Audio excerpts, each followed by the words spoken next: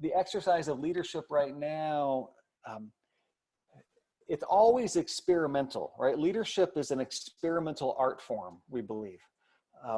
Leadership, again, to me, leadership is about adaptive challenges. Adaptive challenges don't have known answers, so therefore, by definition, you're experimenting.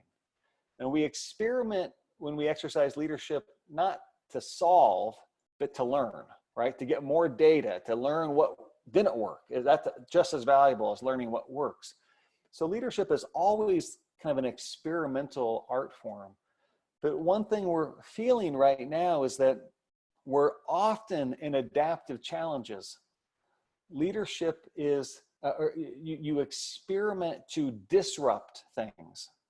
You experiment to disrupt control. You experiment to disrupt the equilibrium in the system.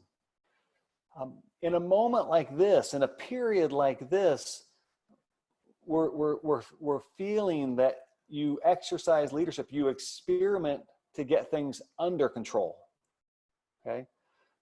So you often in adaptive work, you experiment to disrupt. Right now, there's so much disruption in the system that we often are experimenting right now to bring things under control.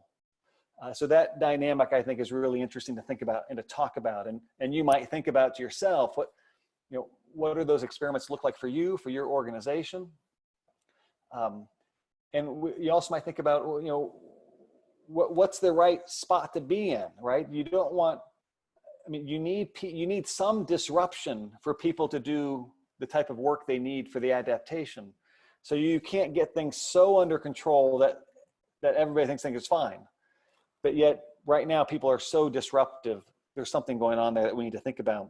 So the nature of leadership experiments feel kind of flipped on their head to some degree as we think about this.